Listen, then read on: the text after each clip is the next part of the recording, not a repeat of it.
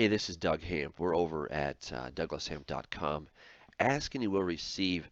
Again, this is a list of verses that I've put together that mean a lot to me. They're verses that I meditate on. I'd encourage you to go over there to the website and you can just meditate on these as well. Today we're looking at Mark chapter 16. And it says, Later he appeared to the 11 as they sat at the table, and he rebuked their unbelief and hardness of heart, because they did not believe those who had seen him after he had risen. Now you might think, now wait a second, Jesus, you're being kind of hard here. You just died, and now you're showing up, you're rebuking your disciples for not believing these reports. How do you know that these people weren't just making it up? Isn't it good to be skeptical sometimes? Because sometimes people are charlatans, etc. And I remember years ago when I went to the mailbox and I got that letter from, I think it was Ed McMahon. You just won $10 million. I was so excited. I ran home. Hey, Mom, we won $10 million. And she just looked at me, rolled her eyes, and with that sort of, oh, you poor thing. And then, of course, I realized that no, we didn't actually win $10 million, but we had the opportunity to win $10 million. The 10 million never came, by the way. That was kind of a bummer. But that's different, very, very different, because first of all, we're talking about, well, the King of Kings. We know that. But let's think about this for a second. The disciples were with Jesus for 3.5 years, and he did miracle after miracle after miracle so that they should have believed. I mean, they were with him every day, and yet somehow they did not actually believe him. Remember when they got in the boat and Jesus said, Beware of the leaven of the Pharisees? And they started looking at each other. Man, is it because we forgot the bread? They started asking each other. And then Jesus says, You guys, when we fed the 5,000, how many baskets did you take up? How many extra did you take up? Well, 12, they say. And the 4,000, how many baskets did you take up? Well, 7. He says, Therefore, beware of the leaven of the Pharisees. And that's when they understood that he wasn't talking about the bread, but he was talking about the doctrine of the Pharisees. Now, what was up with the doctrine of the Pharisees? Well, the Pharisees would not believe. No matter how many miracles that they saw, no matter how many proofs they saw, they would not believe. And this takes us back to the children of Israel back there in the wilderness, that they saw all of God's incredible miracles. They saw the 10 plagues. They saw the waters part and they walked through on dry ground. They saw God destroy the Egyptian army.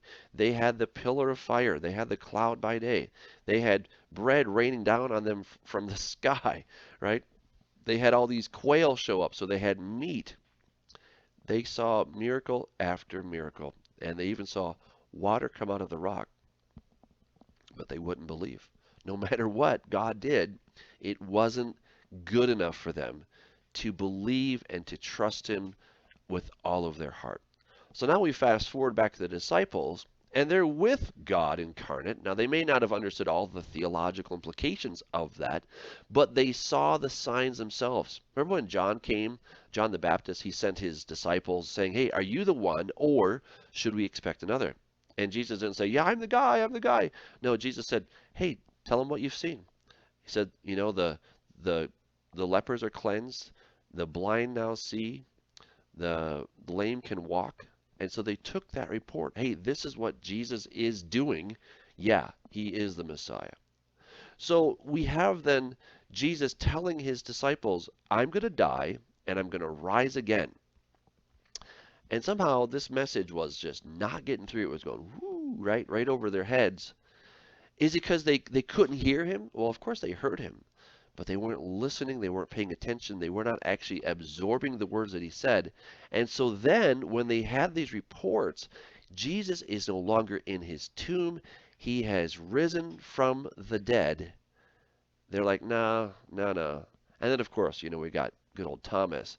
I'm not going to believe until I actually see the very nail marks in his hands and in his feet and touch his side, right? So Thomas was just an example of what the other guys were not actually voicing. We tend to throw Thomas under the bus, doubting Thomas.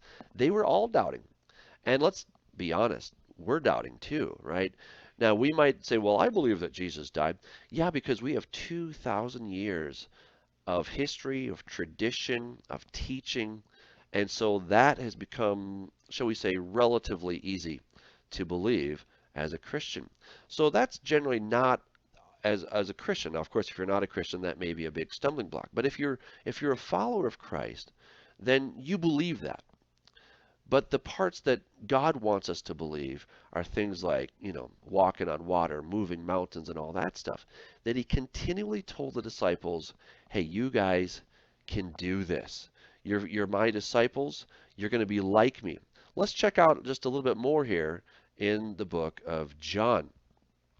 Right here in John, this is one of my favorite passages. John 14:12 through 14. Most assuredly I say to you, he who believes in me. Now, ask yourself, do you believe in Jesus? If the answer is yes, then he's talking to you. He's talking to me. He's talking to all of us who believe in Jesus. He's not only talking to the disciples way back then. He's talking to you right now, here and today. He says, he who believes in me. So put your name in there, right? I, Doug, believe in him. So the works that I do, Jesus do, Doug, or insert your name, will do also. And greater, probably more in number, works than these will Doug do. Okay, again, insert your name, because I go to my Father. And whatever Doug asks in my name, that I will do, that the Father may be glorified in the Son. If you, Doug, ask anything in my name, I will do it. Whoa, that's pretty trippy when you put your own name in there, isn't it? But do I believe that? Well, I want to, but I find it difficult to believe that.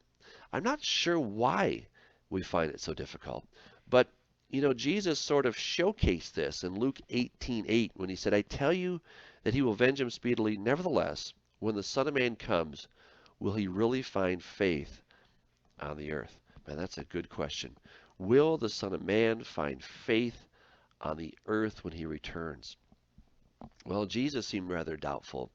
And when I start thinking about the faith that's required to really please God, I have to wonder, am I trusting him? Am I being just like those disciples?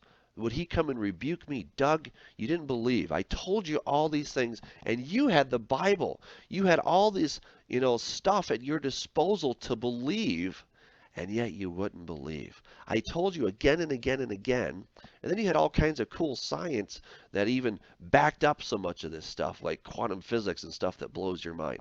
You had every reason to believe, and yet you didn't believe. So I kind of wonder if, I'm not looking at the speck in the disciples' eye when I got this big plank in my own eye.